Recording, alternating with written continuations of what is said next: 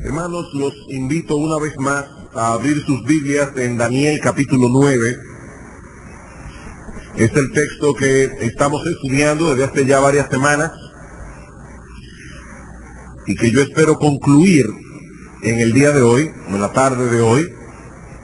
Daniel capítulo 9, versículos 24 al 27. 70 semanas están determinadas sobre tu pueblo y sobre tu santa ciudad para terminar la prevaricación y poner fin al pecado y expiar la iniquidad, para traer la justicia perdurable y sellar la visión y la profecía y ungir al santo de los santos. Sabe pues y entiende que desde la salida de la orden para restaurar y edificar a Jerusalén hasta el Mesías príncipe habrá 7 semanas y 62 semanas. Se volverá a edificar la plaza y el muro en tiempos angustiosos.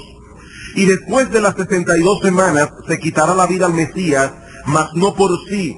Y el pueblo de un príncipe que ha de venir destruirá la ciudad y el santuario, y su fin será con inundación, y hasta el fin de la guerra durarán las devastaciones. Y por otra semana confirmará el pacto con muchos. A la mitad de la semana hará cesar el sacrificio y la ofrenda. Después, con la muchedumbre de las abominaciones, vendrá el desolador hasta que venga la consumación y lo que está determinado se derrame sobre el desolador. Por varias semanas hemos estado estudiando esta fascinante y extraordinaria profecía del Antiguo Testamento y el domingo pasado concluimos con su interpretación. Si hay personas aquí que nos visitan por primera vez, lamento que van a estar escuchando probablemente cosas que no van a entender del todo. Y le digo de plano que la escritura no es tan complicada en todas sus partes. Ahora, esta es una profecía difícil. Pero ya que no todos los estudiosos de las escrituras están de acuerdo con el significado de esta porción del libro de Daniel, los pastores no queríamos concluir el estudio del pasaje sin traer una evaluación crítica de una de las interpretaciones más populares al día de hoy en las iglesias evangélicas. Me refiero a la del dispensacionalismo. Este sistema de interpretación se originó a principios del 1800 bajo la influencia de un ex ministro anglicano llamado Juan Nelson Darby. En el 1827, Darby comenzó a desarrollar la novedosa teoría de que Dios tiene dos pueblos completamente distintos con los que ha tratado a través de la historia de la redención de dos maneras completamente distintas: Israel y la iglesia. Uno posee bendiciones y promesas y destino terrenal, Israel, y el otro promesa, bendiciones y destino celestial, la iglesia.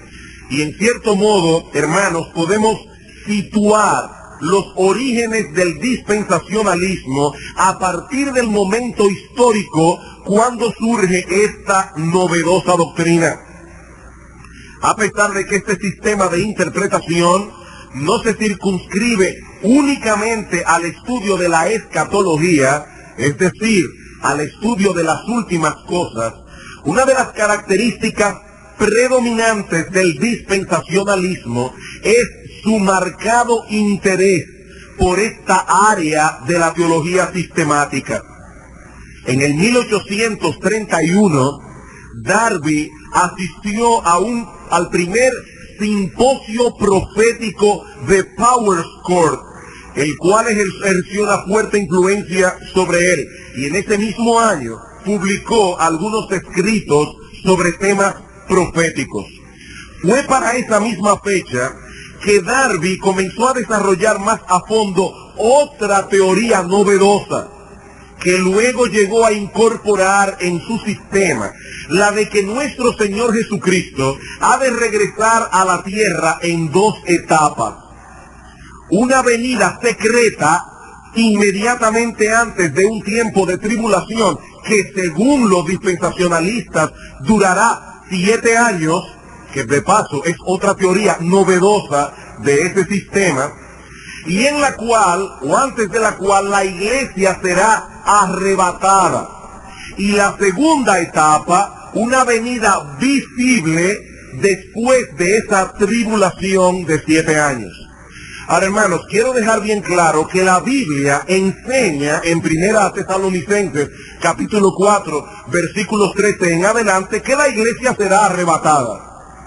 Si un creyente no cree en el rapto de la iglesia, está cometiendo un serio error doctrinal, porque la Biblia ciertamente enseña que la iglesia será arrebatada. Pero la Biblia también enseña que este evento ocurrirá en el momento en que el Señor vuelva a la tierra por segunda vez, en su única segunda venida, para salvar a los suyos y castigar a los malos.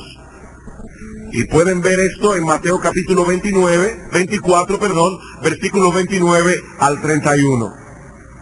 Así que esta enseñanza de una venida de Cristo en 2 partes y un arrebatamiento previo a la tribulación fue en su tiempo una verdadera novedad.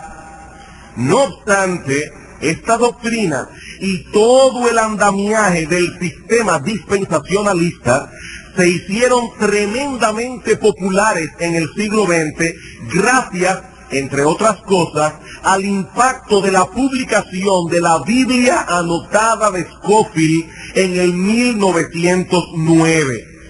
Ahora, ¿quién fue Ciro Ingersoll Scofield?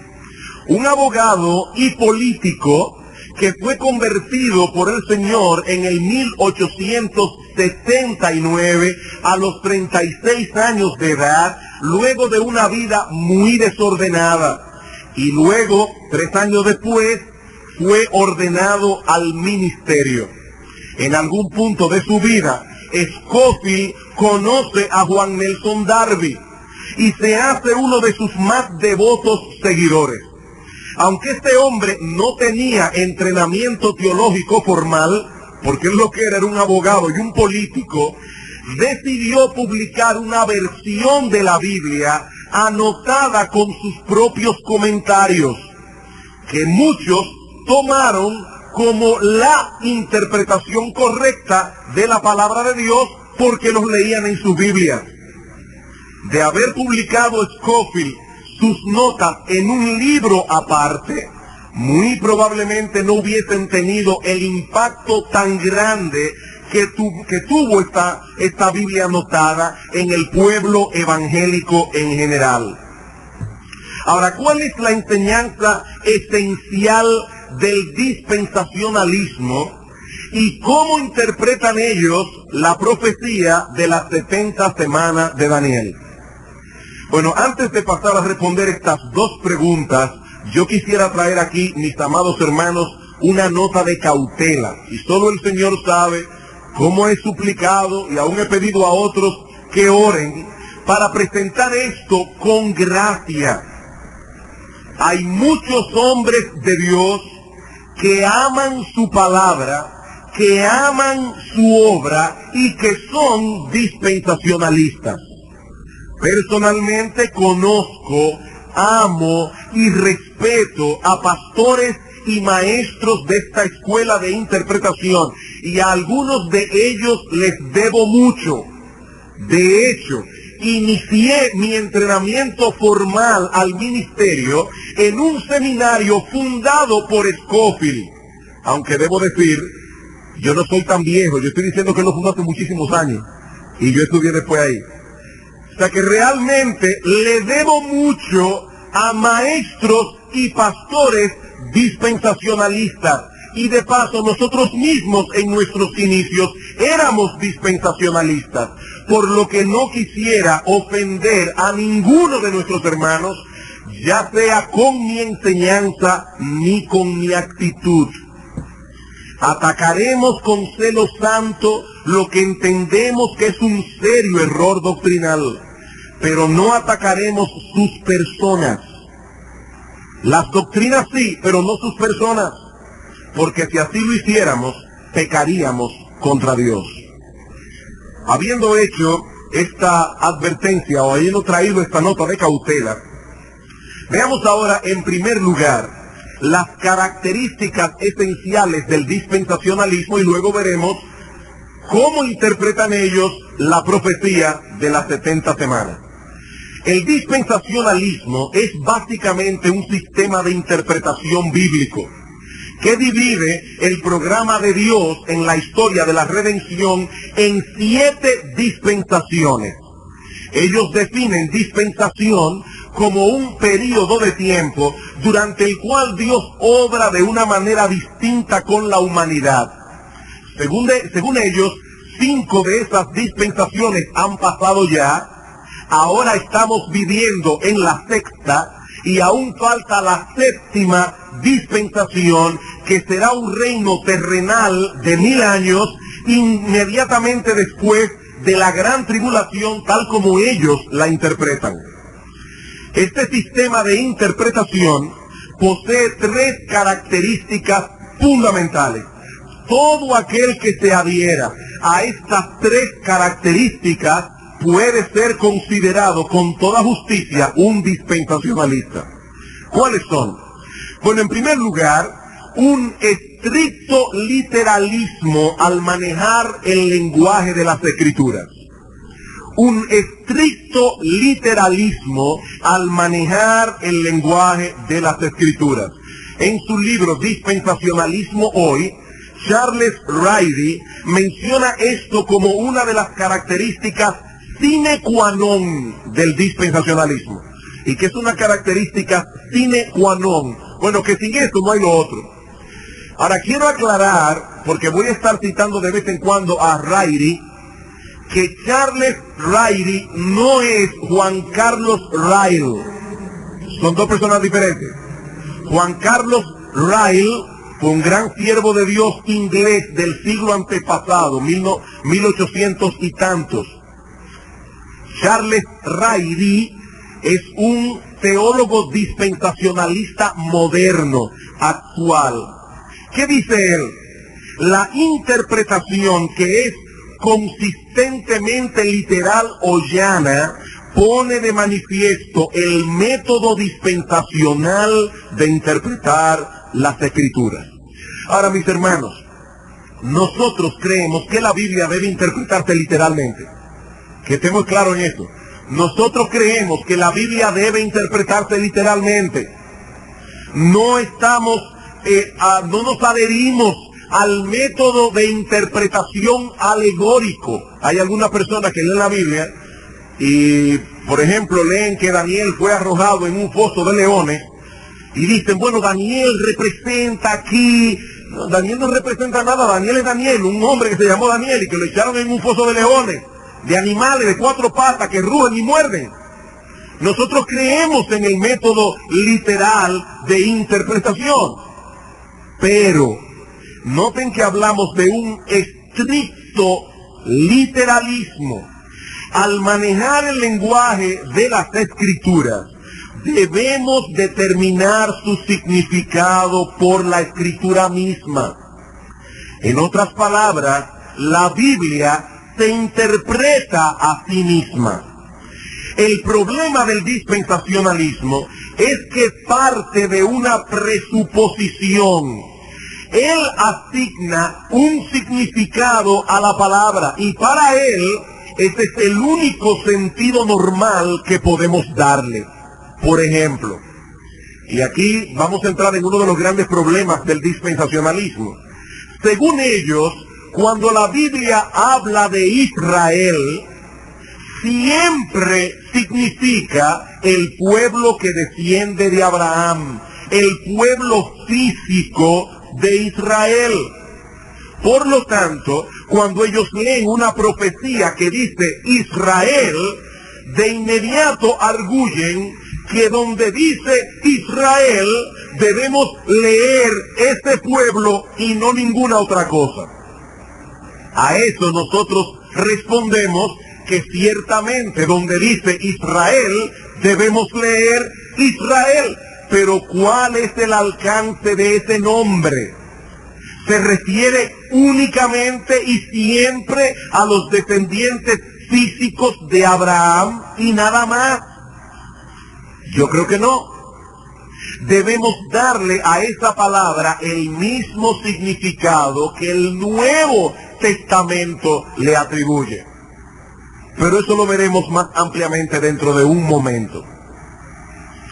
La segunda característica fundamental del dispensacionalismo es un rígido verticalismo al distinguir entre distintas épocas de la Biblia. La segunda característica fundamental del dispensacionalismo es un rígido verticalismo al distinguir entre distintas épocas de la Biblia. Ahora, hermanos, en las Escrituras nosotros ciertamente podemos distinguir varias épocas en las que Dios ha tratado con el hombre. La caída, el diluvio, el llamado de Abraham, el éxodo, la promulgación de la ley en el Sinaí, el establecimiento de Israel en Palestina, el surgimiento de la línea davídica en el trono de Israel, la llegada del Mesías, su precursor Juan el Bautista, el Calvario, Pentecostés. Cada uno de estos eventos marca una época especial en la revelación bíblica. No tenemos ningún problema en aceptar tal cosa. Pero el dispensacionalista se distingue por la forma como separa una época de otra. Su presentación es rígidamente vertical. Scofield define dispensación como un periodo de tiempo, y estoy citando, durante el cual el hombre es puesto a prueba en referencia a cierta revelación específica de la voluntad de Dios. Cada una de esas dispensaciones, dice Scofield, contiene los siguientes elementos: una nueva revelación de parte de Dios, una prueba para el hombre incluida en esa revelación, el fracaso del hombre a esa prueba y el consecuente juicio de Dios debido al fracaso del hombre. Y allí termina una dispensación y comienza otra dispensación. Una nueva revelación, otra prueba, el hombre fracasa, Dios lo castiga y viene otra dispensación. Entonces viene otra nueva revelación, otra prueba, el fracaso del hombre y el castigo de Dios.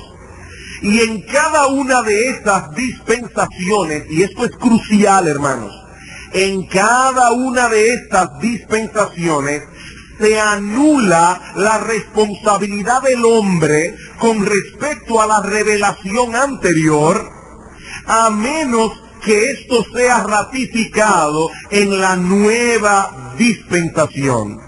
De este modo, el dispensacionalista destruye en la práctica la unidad orgánica de las Escrituras. Nosotros sabemos que la revelación bíblica ha ido progresando de época en época, pero siempre guardando su unidad orgánica. Cuando nosotros sembramos una semilla en la tierra, y esa semilla comienza a germinar hasta convertirse en un árbol, lo que tenemos al final es el desarrollo de la semilla que nosotros sembramos. Hay una unidad orgánica entre la pequeña semilla y el gran árbol que surgió de ella. Lo mismo podemos decir de un niño.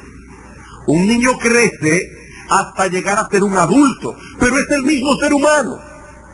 El mismo ser humano ya maduro, es la misma persona, pero en su pleno desarrollo. Eso es lo que nosotros encontramos en la Biblia.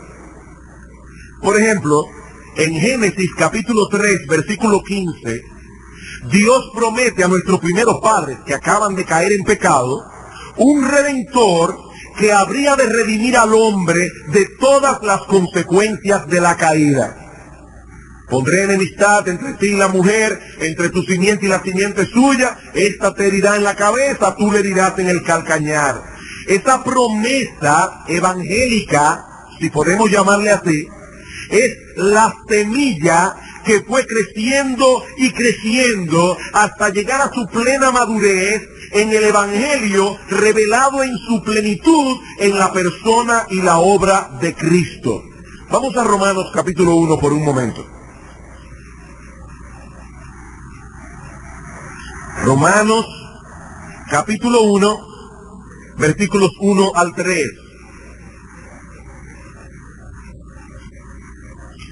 Pablo, siervo de Jesucristo, llamado a ser apóstol, apartado para el Evangelio de Dios. Ahora, ¿es este Evangelio algo nuevo? ¿Estaba Pablo trayendo un mensaje novedoso? Dice, no. El Evangelio de Dios que él había prometido antes por sus profetas en las Santas Escrituras, acerca de su Hijo, nuestro Señor Jesucristo, que era del linaje de David, según la carne. Ese Evangelio que habla de la redención que fue prometida a Adán y Eva en el paraíso, encuentra luego una expresión progresiva en los distintos pactos que Dios ha hecho con su pueblo a través de la historia de la redención. Efesios capítulo 2. Y de paso, hermano, debo decir que cuando hace 12 o 13 años atrás, o más, un poco más, quizás 14 años atrás, yo me enfrenté por primera vez con el problema del dispensacionalismo y comencé a estudiar este tema. Y fue un buen tiempo estudiando el tema, porque una de las cosas que hace el sistema dispensacional es que atrapa tanto la mente y el corazón que es difícil quitarse ese lente. Y uno ve la escritura así. Y Efesios 2 fue uno de los pasajes que más luz arrojó en mí para entender estas cosas.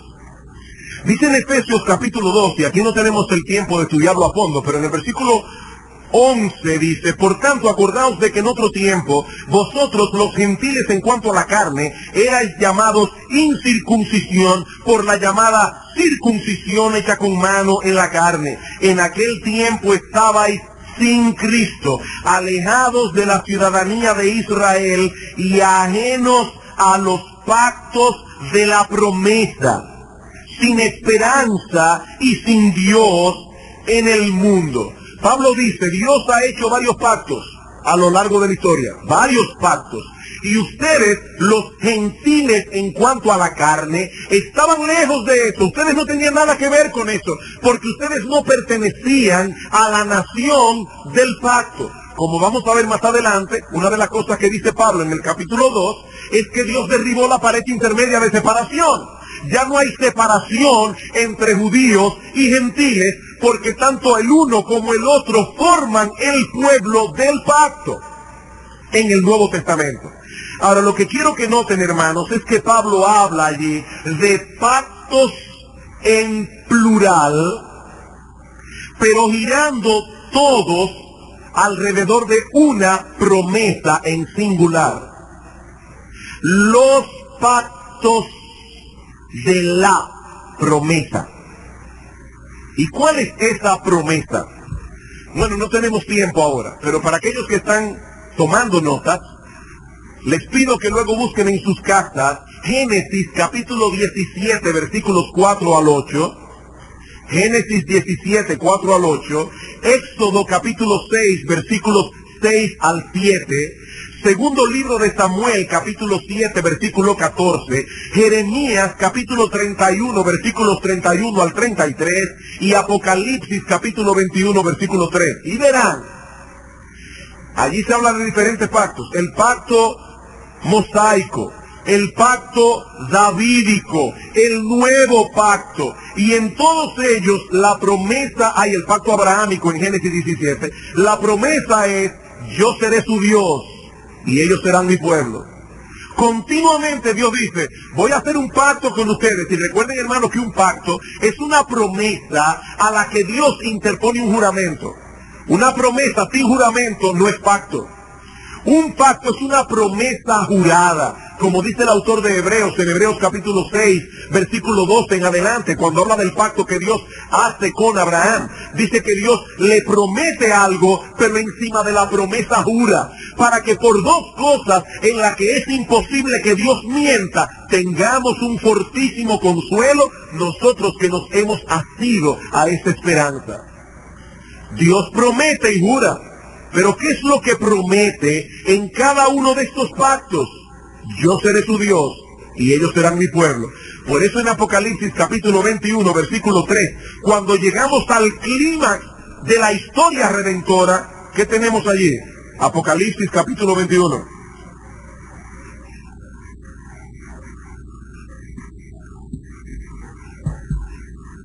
Versículo 3. Y oí una gran voz del cielo que decía: he aquí el tabernáculo de Dios con los hombres, y Él morará con ellos, y ellos serán su pueblo, y Dios mismo estará con ellos como su Dios. Lo que el Señor le prometió a Abraham en Génesis 17, va a seguir corriendo como una línea a través de toda la Escritura para tener su cumplimiento final en el momento en que el tabernáculo de Dios descienda y Dios venga a habitar con nosotros y nosotros con Él. Son varios pactos, pero todos girando alrededor de la misma promesa esencial. El verticalismo rígido de los dispensacionalistas no les permite ver ese principio unificador. En cada dispensación se anula lo anterior, a menos que sea reconfirmado en la nueva, según ellos. ¿Qué decimos nosotros? Que es al revés, que la Biblia enseña lo contrario, que en cada época lo anterior sigue vigente, a menos que Dios lo anule. Hermanos, si no ven esto, ustedes van a ser dispensacionalistas. ¿Ven lo que estamos diciendo? La diferencia. Ellos dicen, viene una nueva dispensación, lo anterior queda anulado, a menos que Dios lo ratifique. Nosotros decimos, no. Viene una nueva época y una revelación nueva de Dios, lo anterior sigue vigente porque Dios no ha cambiado, a menos que Dios mismo lo anule. Es diferente, es muy diferente. Por eso que ustedes ven que hay personas que al día de hoy no guardan el día del Señor. ¿Por qué? Porque eso es del Antiguo Testamento, eso no pertenece a la iglesia. Eso es de otra dispensación. Y ya con esto resuelven el problema. Pero Dios sigue siendo el mismo. Dios sigue considerando el homicidio como pecado, el robo como pecado, el adulterio como pecado. Él no ha cambiado su carácter moral. Él no ha cambiado su carácter moral. Él sigue siendo el mismo. La tercera característica fundamental de este sistema es una separación radical en la comunidad de los redimidos revelada en las Escrituras. Hemos hablado de tres cosas: un estricto literalismo al manejar el lenguaje de las Escrituras, un rígido verticalismo al distinguir entre las distintas épocas de la Biblia, y ahora decimos una separación radical en la comunidad de los redimidos reveladas en la Biblia. Una lectura rápida de la Biblia revela que a través de la historia de la redención, Dios ha tratado con dos comunidades de redimidos. Dos. En el Antiguo Testamento, Israel. En el Nuevo Testamento, la Iglesia. Y ciertamente, hermanos, la Iglesia e Israel no son idénticos. Israel es Israel, la Iglesia tiene características que son peculiares a la Iglesia. Ahora, hermanos, ¿cuál es la relación que existe entre ambas comunidades? ¿Existe alguna conexión orgánica entre Israel y la Iglesia? ¿O son dos cosas completamente distintas y separadas?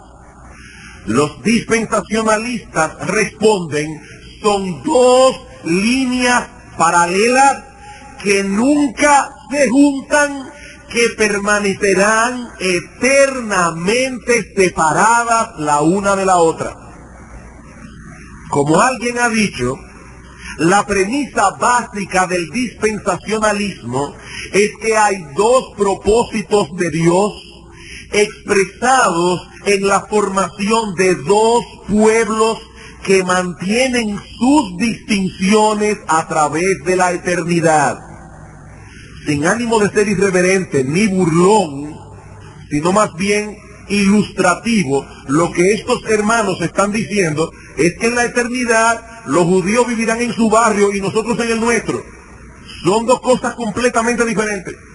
De hecho, algunos dispensacionalistas enseñan que en el reino de 1000 años, que ellos creen, porque nosotros no creemos en tal cosa, pero en ese reino de 1000 años, la iglesia va a estar en la tierra, Israel va a estar viviendo en la tierra, y la Nueva Jerusalén, según ellos, es una ciudad en forma de cubo que estará suspendida en el cielo donde vivirá la iglesia.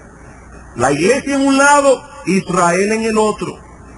Ahora, hermanos, no todos los dispensacionalistas creen eso, aclaro, pero muchos sí lo creen. Ahora, lo que todos sí creen es que estas dos comunidades son distintas, completamente distintas. Y esta es una de las características más singulares del dispensacionalismo. Nunca antes, la iglesia de Cristo dudó que muchas de las profecías del Antiguo Testamento concernientes a Israel se estuviesen cumpliendo hoy en la iglesia, que es el Israel del nuevo pacto. Eso nunca la iglesia lo dudó hasta que llegó Darby, hasta que llegó Juan Nelson Darby. De hecho, Lewis Sperry Chafer, o Schaeffer, como se debe pronunciar en inglés, que es uno de los más renombrados teólogos dispensacionalistas, dice lo siguiente en su obra El reino en la historia y la profecía. Dice: la teología protestante ha enseñado generalmente que todas las promesas del reino y aún el gran pacto davídico se han cumplido en y a través de la iglesia. Él reconoce que eso siempre fue así. Por eso ellos se consideran a sí mismos como aquellos que han descubierto una nueva verdad que la iglesia de Cristo no vio en siglos. Hermanos, eso es lo que la iglesia de Cristo ha creído a través de las edades. Que el pacto davídico y muchas de las promesas de Dios para Israel en el Antiguo Testamento se están cumpliendo hoy en la iglesia, que es el Israel espiritual de Dios. Pero a pesar de eso, los dispensacionalistas insisten en que las promesas del Antiguo Testamento son única y exclusivamente para los descendientes físicos de Abraham, es decir, los judíos. Más aún, nuestros hermanos dispensacionalistas dicen que la iglesia no aparece en ninguna profecía del Antiguo Testamento. En ninguna. La iglesia, según los dispensacionalistas, es un paréntesis que Dios introdujo en el programa del reino judío profetizado en el Antiguo Testamento. O sea, Dios está lidiando con Israel. Llega el Mesías, es rechazado. Entonces, ¿qué ocurre? Que entra allí Dios, un paréntesis que es la iglesia. El plan de Dios para con los judíos queda suspendido. Cuando llegue la gran tribulación, Dios saca a la iglesia de aquí y el tic-tac del reloj, como ellos mismos dicen, de Israel comienza a funcionar otra vez. Mientras tanto, en esta era de la iglesia, el reloj profético de Dios está suspendido. La iglesia es un paréntesis. Y ninguna de las profecías del Antiguo Testamento, dicen ellos, se están cumpliendo hoy en la iglesia. Hermanos, ¿qué dice el Nuevo Testamento al respecto? ¿Qué dice el Nuevo Testamento? Como yo decía hace un momento, nosotros debemos interpretar las escrituras literalmente. Donde dice Israel, no vamos a leer Filistea, debemos leer Israel. Ahora, ¿cómo interpreta la Biblia ese nombre Israel? Bueno, veamos lo que dice el Nuevo Testamento. Romanos capítulo 2. Es Israel únicamente, ese pueblo físico, esa nación que desciende de Abraham físicamente. Romanos capítulo 2, versículo 26. Dice Pablo: si pues el incircunciso guardare las ordenanzas de la ley, ¿no será tenida su incircuncisión como circuncisión? Y el que físicamente es incircunciso, pero guarda perfectamente la ley, te condenará a ti. Y Pablo le está hablando así a un judío, según vemos en el capítulo 2, versículo 17 en adelante. Te condenará a ti, que con la letra de la ley y con la circuncisión eres transgresor de la ley. Pues no es judío el que lo es exteriormente, ni es la circuncisión la que se hace exteriormente en la carne, sino que es judío el que lo es en lo interior. Y la circuncisión es la del corazón, en espíritu, no en letra, la alabanza del cual no viene de los hombres, sino de Dios. Hermanos, ¿cuál es el ritual que marcaba a un judío y lo separaba de todas las otras naciones de la tierra? La circuncisión. ¿Y qué dice Pablo en Colosenses capítulo 2? Que Cristo circuncidó nuestro corazón. Por eso en Filipenses capítulo 3, el apóstol Pablo dice: nosotros somos la circuncisión, la que se hace no en la carne, sino en el corazón. Aquella circuncisión carnal y física era un símbolo de lo que sería la verdadera circuncisión que Cristo hace en los cristianos. Entonces, hermanos, ¿quiénes son los judíos? Nosotros somos los judíos, porque nosotros fuimos circuncidados en el corazón. Romanos capítulo 4, versículos 9 al 12. Y este es para mí una de mis textos favoritos en Romanos, por ver cómo Pablo aplicaba la teología del Antiguo Testamento. Y alguien dirá: bueno, pero Pablo era inspirado por el Espíritu de Dios. Sí, por supuesto que sí. Todo lo que él escribió fue inspirado por el Espíritu de Dios. Pero eso no elimina el estudio que Pablo mismo hizo de los textos bíblicos. La inspiración no hacía vago a los autores inspirados. Ellos tenían que estudiar la Biblia. Dice Pablo, hablando de la bienaventuranza de aquel a quien el Señor no inculpa de pecado, dice: ¿es pues esta bienaventuranza solamente para los de la circuncisión, es decir, solo para los judíos, o también para los de la incircuncisión, es decir, para nosotros los gentiles? Porque decimos que a Abraham le fue contada la fe por justicia. ¿Cómo pues le fue contada? ¿Estando en circuncisión o en la incircuncisión? Hermanos, vayan al Génesis, no ahora, en su casa, y busquen en la historia de Abraham para ver en qué momento Dios le dice a Abraham: tu fe te es contada por justicia. Y se van a dar cuenta que cuando Dios le dice eso a Abraham, él todavía no estaba circuncidado. Él era un incircunciso. Y luego Dios le dice que se circuncide. Y ahora miren la aplicación que Pablo saca de ese hecho.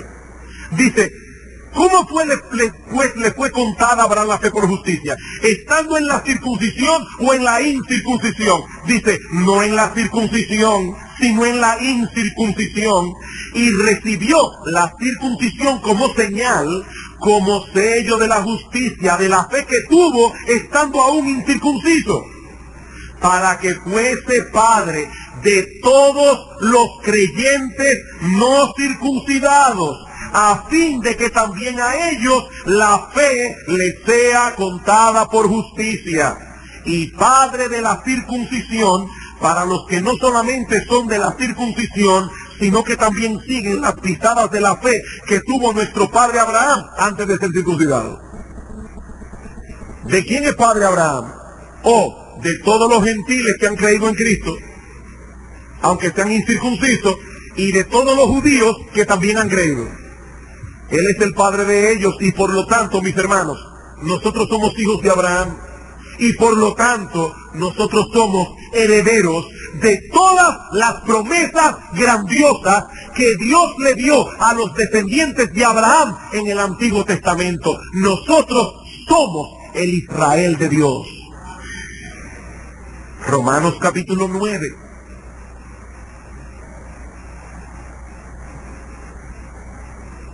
Versículo 6. Allí Pablo dice: yo no miento cuando digo que tengo gran tristeza por mis hermanos en la carne, los israelitas. Y ahora se pregunta, dice Pablo, versículo 6, no que la palabra de Dios haya fallado, porque no todos los que descienden de Israel son israelitas, ni por ser descendientes de Abraham son todos hijos. Dice Pablo, no piensen que por el simple hecho de pertenecer a esta nación ya tú eres israelita. Eso no es así. Y para probar ese punto, otra vez Pablo usa la historia de Israel, la historia del Antiguo Testamento, perdón. Dice Pablo, Abraham tuvo dos hijos. ¿Quiénes fueron? Isaac y Ismael. Sin embargo, los dos no son herederos de la promesa en el mismo sentido, a pesar de que fueron hijos de Abraham. Entonces dice él, el ser un hijo de Abraham no es suficiente. Sigue diciendo Pablo, no por ser descendientes de Abraham son todos hijos, sino en Isaac te será llamada descendencia. Esto es, no los que son hijos según la carne son los hijos de Dios, sino que los que son hijos según la promesa son contados como descendientes. Los que son hijos según la promesa son contados como descendientes. Un último texto para probar este punto. Y ya yo veo, hermanos, que este reloj está en mi contra hoy. Gálatas, capítulo 3. Ahora, hermanos, esto es importante. La mayoría del pueblo evangélico a nuestro alrededor cree exactamente lo contrario a lo que nosotros estamos predicando de aquí. El impacto del dispensacionalismo ha sido tan grande que la mayoría del pueblo evangélico cree lo contrario a lo que nosotros creemos aquí. Y muchos no saben, tristemente no saben, que esa teoría dispensacional es algo relativamente nuevo. Eso no es lo que la Iglesia de Cristo ha creído a través de los siglos. Ahora, debo aclarar que una doctrina no es veraz por ser vieja o por ser antigua. Como tampoco podemos decir que una doctrina es errónea por ser novedosa. Una doctrina es correcta si es bíblica, sea antigua o nueva. Ahora, cuando ustedes escuchan que alguien descubrió algo que nadie vio en 19 siglos de cristianismo, pónganse en guardia, que es muy probable que sea incorrecto, porque el Espíritu Santo está obrando en la iglesia. En 19 siglos nadie vio eso. Eso debe ponernos a temblar. Gálatas, capítulo 3. Versículo 13.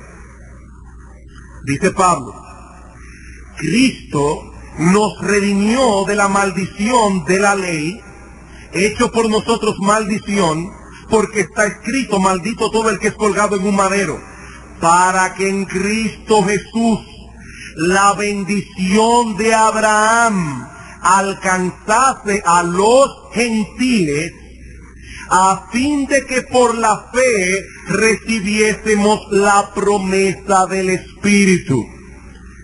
Y ahora Pablo va a explicar cómo es esto. Versículo 16.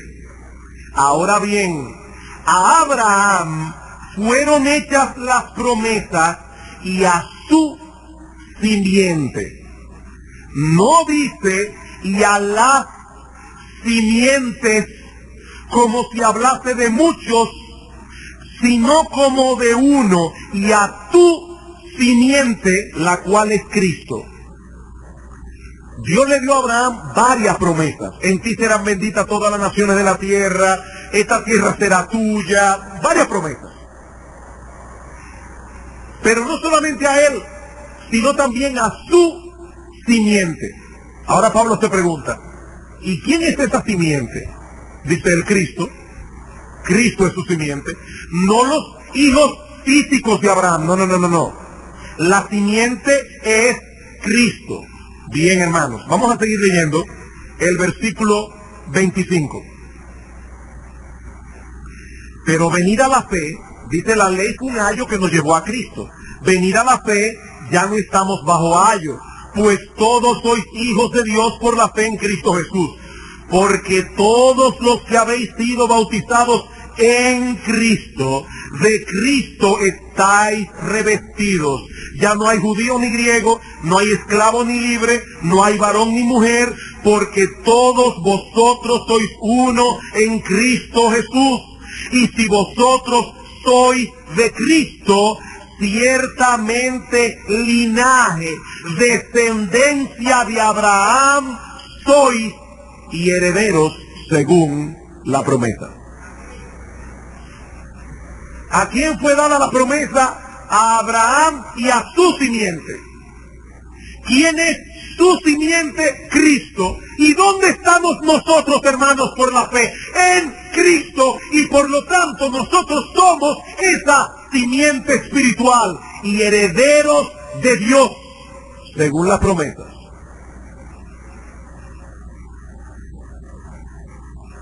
Por eso, en el Nuevo Testamento se enseña con toda claridad que muchas de las promesas del Antiguo Testamento que prometían cosas a Israel se están cumpliendo ahora en la iglesia. Recuerden lo que yo decía hace un momento. Según los dispensacionalistas, la iglesia no aparece en las páginas del Antiguo Testamento. Ninguna profecía del Antiguo Testamento tiene que ver con la iglesia, porque allí dice Israel y tienen que ser los descendientes físicos de Abraham. ¿Pero qué dice el Nuevo Testamento? Hechos, capítulo 3.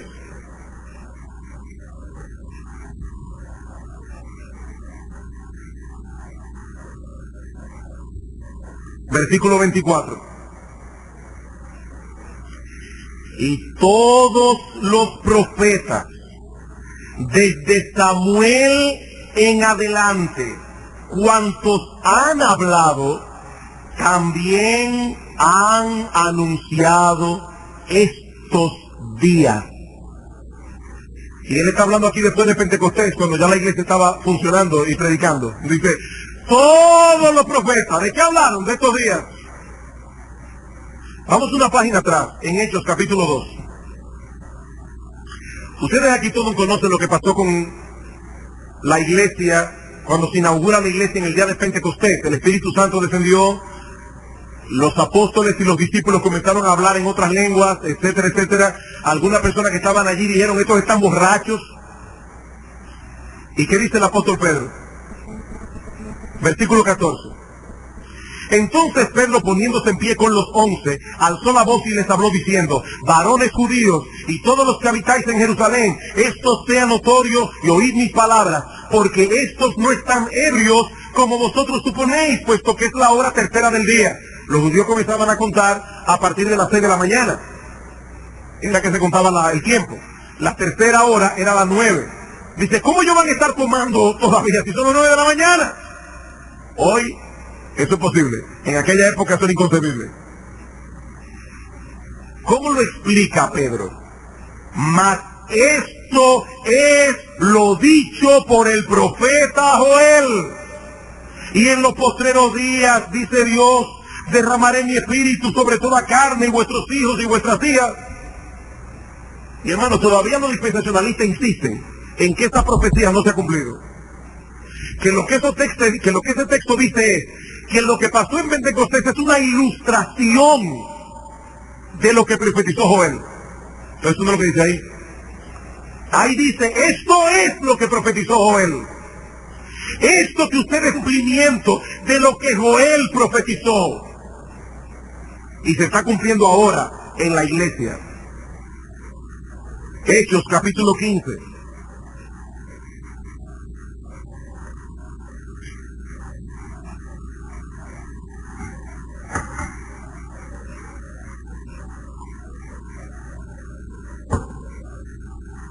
Versículos 2 al 18. Aquí tenemos el concilio de Jerusalén. Algunos estaban inquietos porque se predicara el evangelio a los gentiles. No entendían todavía qué es lo que estaba pasando. Y dice en el versículo 12, entonces toda la multitud cayó y oyeron a Bernabé y a Pablo que contaban cuán grandes señales y maravillas había hecho Dios por medio de ellos entre los gentiles. Y cuando ellos callaron, Jacobo respondió diciendo, varones hermanos, oídme. Simón ha contado cómo Dios visitó por primera vez a los gentiles en la casa de Cornelio para tomar de ellos pueblo para su nombre. Y con esto concuerdan las palabras de los profetas. Como está escrito, después de esto volveré y reedificaré el tabernáculo de David que está caído y repararé sus ruinas. El tabernáculo de David. Y dice, eso es lo que está pasando ahora. Para que el resto de los hombres busque al Señor y todos los gentiles sobre los cuales es invocado mi nombre, dice el Señor, que hace conocer todo esto desde tiempos antiguos. Dice, hermanos, esto no es nuevo. Si Pablo hubiese vivido en esta época, hubiera dicho, esto no es un paréntesis en el programa de Dios. Esto es lo que Dios viene anunciando desde tiempos antiguos. Que vendrá un momento en que las ramas naturales serán injertadas en el buen olivo. Las ramas silvestres, serán injertadas en el buen olivo. Y las ramas naturales incrédulas serán desgajadas. ¿Qué es lo que ha pasado? O que en el pueblo de Dios, los judíos, los descendientes físicos de Abraham, que no creyeron, fueron cortados y ya no pertenecen al pueblo de Dios. Y nosotros, que nacimos en San Juan de la Maguana, en Baní, en qué sé yo dónde, y hemos creído en Cristo, hemos sido injertados en ese buen olivo, y ahora nosotros somos el pueblo de Dios. Eso es lo que ha pasado. Como este reloj sigue caminando, los invito luego en sus casas a leer Jeremías capítulo 31, versículos 31 al 33, y compararlo con Hebreos capítulo 8, versículos 6 al 8 y versículo 13. Y van a ver que allí Jeremías profetiza un nuevo pacto para la casa de Israel, que se está cumpliendo hoy en nosotros. Por eso Cristo dice, esta es la sangre del nuevo pacto que por vosotros es derramada. A la luz de todos estos textos, mis amados hermanos, podemos decir con confianza que el Nuevo Testamento contempla a la iglesia como el Israel espiritual de Dios que ha llegado a su madurez y en la cual está teniendo cumplimiento muchas de las promesas del Antiguo Testamento. Estamos en el primer punto del mensaje.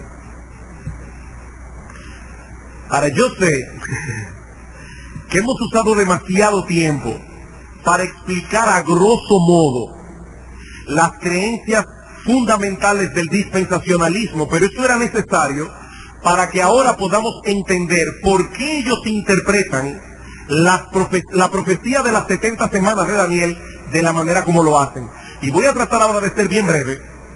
¿Cómo interpretan los dispensacionalistas Daniel 9, 24 al 27? Vamos allá otra vez. Daniel 9, 24 al 27.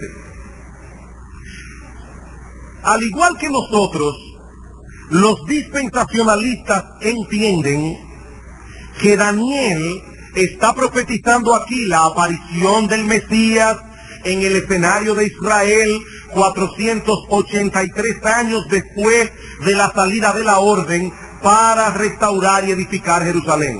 No voy a entrar en eso otra vez porque ya lo hemos visto en varias semanas. Y aunque nosotros podemos diferir en cuanto a ciertos detalles de tiempo, en esencia creemos lo mismo en cuanto a eso. El problema surge por la premisa dispensacionalista de que las profecías concernientes a Israel solo pueden cumplirse en la nación física que desciende de Abraham, con los cuales Dios, según ellos, todavía tiene un plan, independientemente de la iglesia. Por eso es que los dispensacionalistas viven atentos a todas las noticias que salen en el periódico con respecto a Israel, porque ellos están esperando que esta nación vuelva a ser la nación de Dios. Y de hecho, en esta guerra con Irak, hay mucha gente confundida con eso.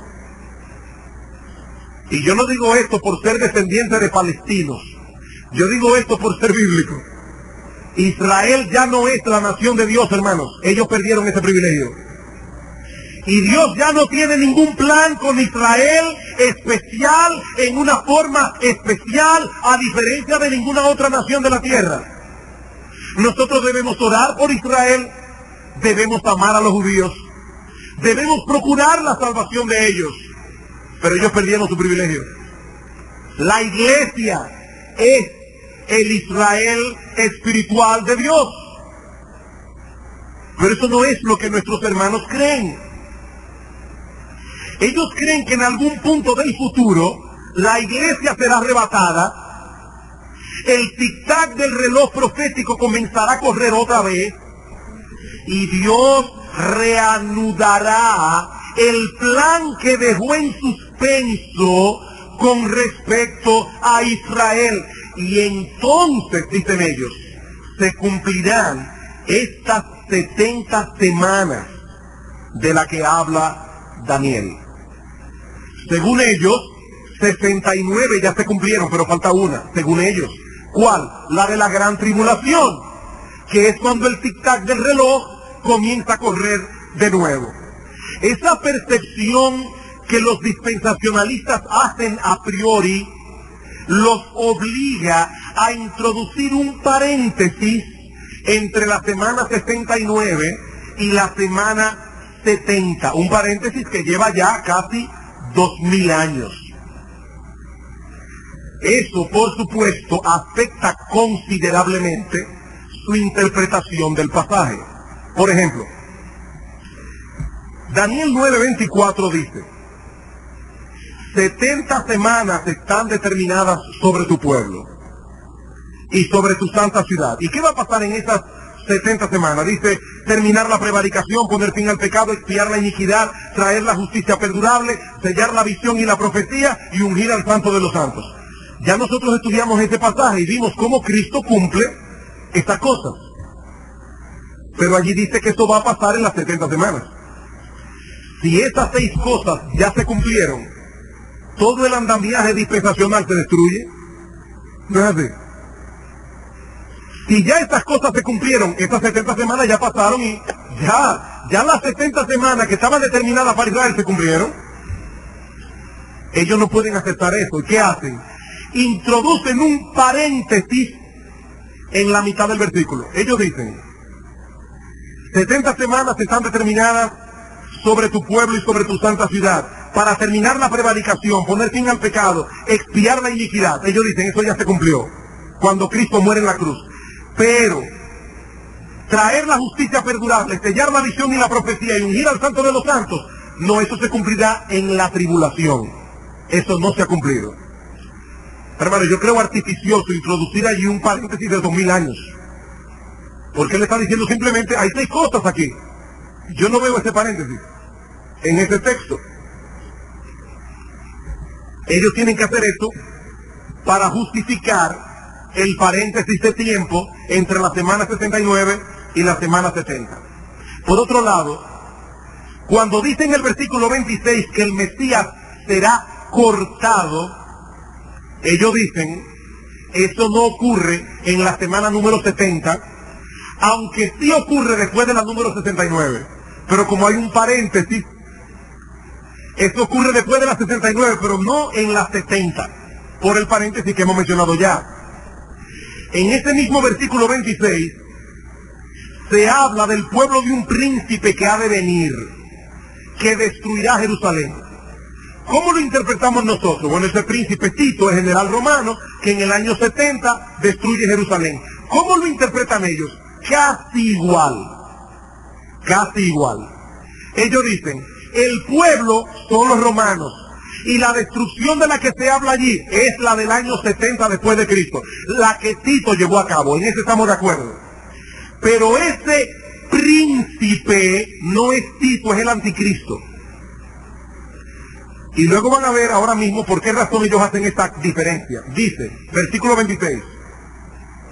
Después de las 62 semanas se quitará la vida al Mesías, mas no por sí, y el pueblo de un príncipe que ha de venir destruirá la ciudad y el santuario. Ellos dicen, este pueblo es Roma, como nosotros creemos. Y esa destrucción es la del año 70, como nosotros creemos. Pero ese príncipe no es Tito, ese príncipe es el anticristo, el cual vendrá de ese pueblo que destruyó en el 70 la ciudad y el santuario. Es decir, que el anticristo surgirá del imperio romano, dicen los dispensacionalistas.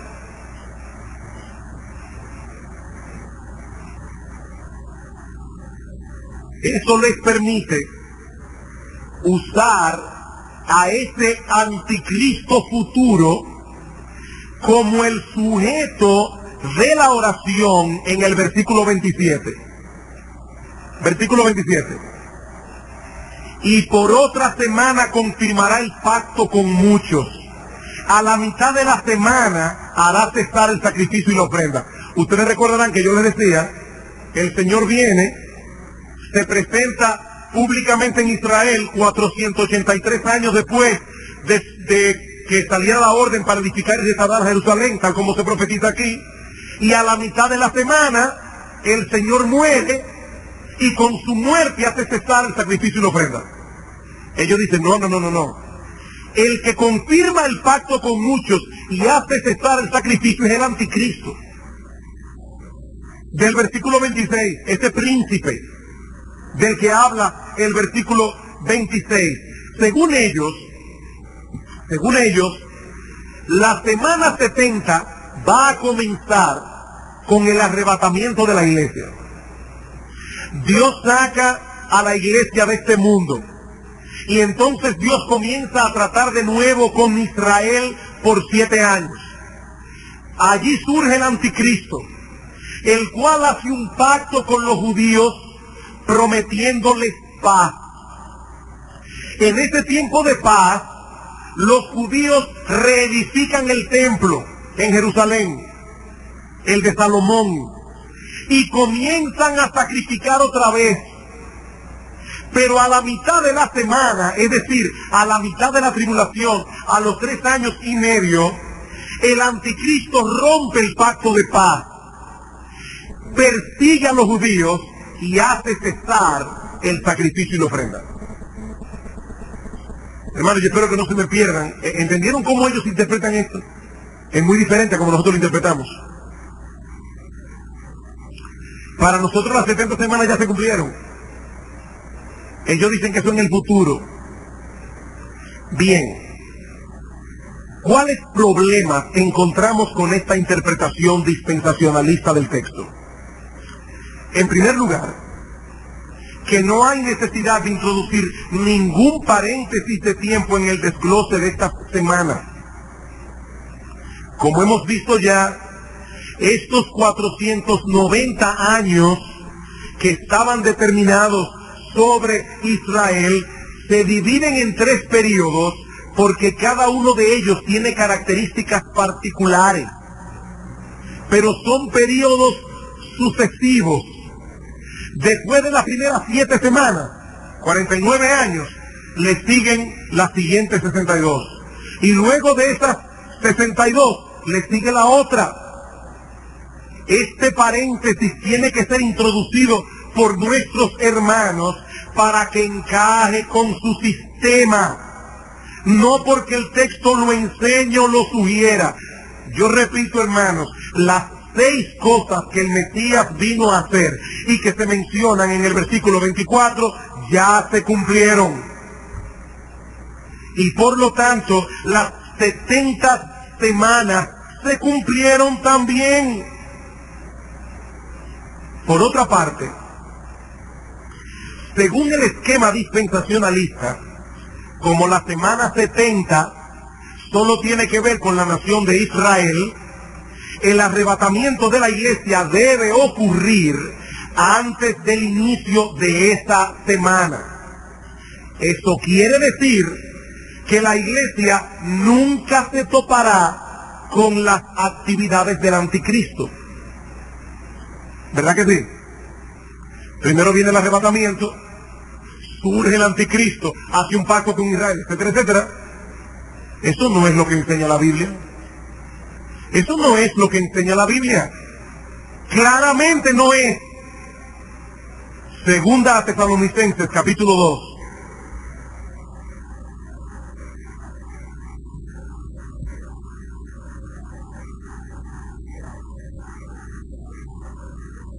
Segunda a Tesalonicenses, capítulo 2. Pero con respecto a la venida de nuestro Señor Jesucristo y nuestra reunión con Él, ¿de qué está hablando Pablo allí? La venida del Señor y nuestra reunión con Él, el arrebatamiento de la iglesia. Os rogamos, hermanos, que no os dejéis mover fácilmente de vuestro modo de pensar, ni os conturbéis, ni por espíritu, ni por palabra, ni por carta, como si fuera nuestra. Algunas personas estaban diciendo que Pablo estaba enseñando que ya estas cosas habían ocurrido y que el día del Señor estaba cerca. Dice, no, versículo 3, nadie os engañe en ninguna manera, porque eso, la venida del Señor y nuestra reunión con Él, no vendrá sin que antes venga la apostasía y se manifieste el hombre de pecado, el hijo de perdición.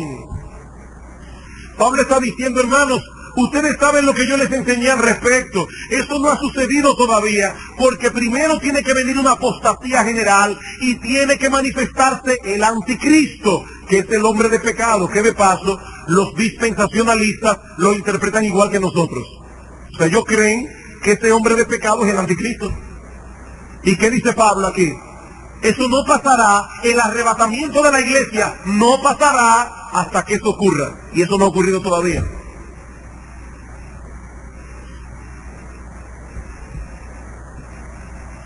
El arrebatamiento que se menciona en Primera Tesalónica, capítulo 4, versículo 13, en Segunda Tesalónica 2, y en Mateo capítulo 24, versículo 29, no ocurrirá antes de que aparezca el anticristo, sino después.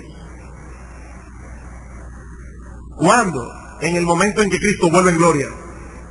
Mateo 24. Mateo 24. ¿Qué dicen nuestros hermanos dispensacionalistas? Que la iglesia será arrebatada antes de la tribulación. ¿Qué dice el Señor en Mateo 24, 29? E inmediatamente después de la tribulación de aquellos días, el sol se oscurecerá, la luna no dará su resplandor, las estrellas caerán del cielo, las potencias de los cielos serán conmovidas. Entonces aparecerá la señal del Hijo del Hombre en el cielo, no en secreto, no visiblemente. Y entonces lamentarán todas las tribus de la tierra y verán al Hijo del Hombre viniendo sobre las nubes del cielo con poder y gran gloria, y enviará sus ángeles con gran voz de trompeta y juntarán a sus escogidos de los cuatro vientos desde un extremo del cielo hasta el otro. ¿Cuándo ocurre eso? Después de la tribulación de aquellos días. Lo que pasa es que al ellos hacer esta diferencia entre Israel y la iglesia, ellos dicen, esos escogidos son solamente los judíos. La iglesia hace rato que se fue. Pero eso no es lo que la Biblia enseña, como vimos ya.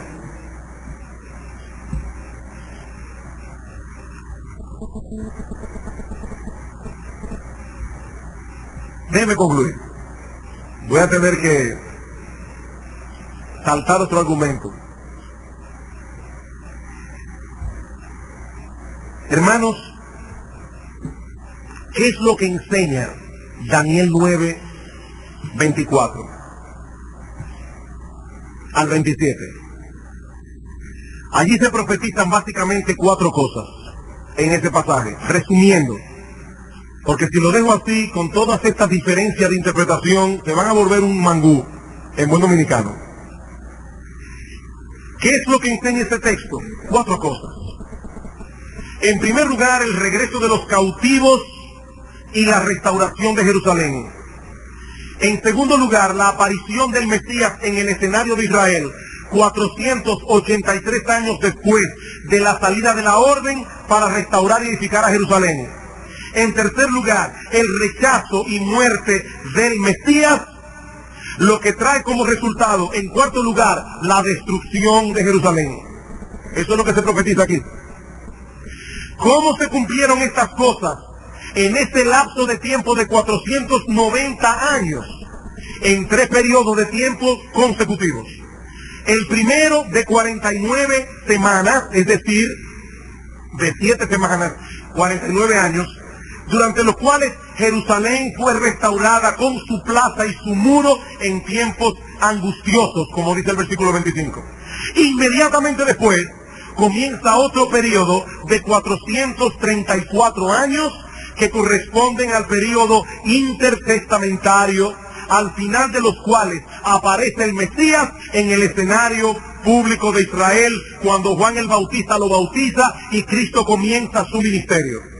El tercer periodo de 7 años, a la mitad de los cuales el Mesías fue muerto. Y los 3 años y medio restantes probablemente corresponden al tiempo en que el Evangelio permaneció siendo predicado únicamente en los confines del territorio de Israel. O sea que Dios continuó trabajando con su pueblo hasta que la persecución de los mismos judíos provoca que la iglesia salga hacia afuera a compartir las buenas nuevas con los gentiles.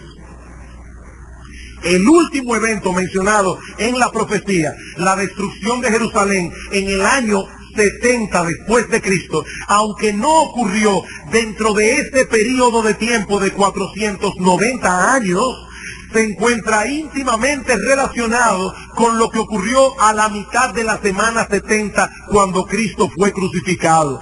La destrucción de Jerusalén en el 70 fue un juicio de Dios sobre Israel por haber rechazado a su Mesías, como vemos claramente en Mateo capítulo 23, versículo 37, hasta Mateo capítulo 24, versículo 2. Y de este modo concluimos el estudio de esta fascinante y extraordinaria profecía del Antiguo Testamento. Una vez más, reitero que no estaba en mi ánimo ofender a nadie con estas cosas, pero estamos llamados a proclamar con fidelidad todo el consejo de Dios, y eso conlleva necesariamente combatir contra toda distorsión doctrinal. Porque ¿saben qué, hermanos? Toda distorsión doctrinal causa distorsión en la vida cristiana práctica. Y yo tenía aquí 4 aplicaciones que no voy a dar. No se preocupen, no las voy a dar. Solo quiero ilustrarlo con una sola. Precisamente por esa distinción que hace el dispensacionalista entre Israel y la iglesia, por eso no nos extraña que el dispensacionalista o haya sido del dispensacionalismo que hayan surgido doctrinas como la del cristiano carnal. Porque Cristo será rey de Israel, pero no es rey de los cristianos. De hecho, Charles Rairi, el dispensacionalista, dice que enseñar a las personas que someterse al señorío de Cristo es necesario para la salvación. Enseñar eso es predicar otro evangelio, dice Rairi. Uno solamente es salvo por aceptar a Cristo en su corazón por la fe. Aceptarlo como Señor es otra cosa, dice él. Hermanos, eso no es lo que la Biblia enseña. Dios dio los 10 mandamientos para mostrar a su pueblo cuál es su carácter santo. Y Él nos redime de nuestros pecados para que nosotros podamos hacer ahora la voluntad de Dios. Esa distinción radical que hacen los dispensacionalistas hace daño en la vida cristiana práctica. No es quizás lo que ellos quieren hacer, Y hay dispensacionalistas que quizás son mucho más piadosos que muchos reformados en la práctica. Yo no estoy diciendo que todos ellos son carnales, estoy diciendo, mis amados hermanos, que esta doctrina promueve ese tipo de cosas, lo cual la Biblia no enseña. Y digo esto para que no haya personas aquí que digan, pero ¿y qué tanto enredarse la vida con estas cosas? No, hermanos, es que estas cosas tienen repercusiones. Estas cosas tienen repercusiones. Distorsiones doctrinales distorsionan la vida cristiana.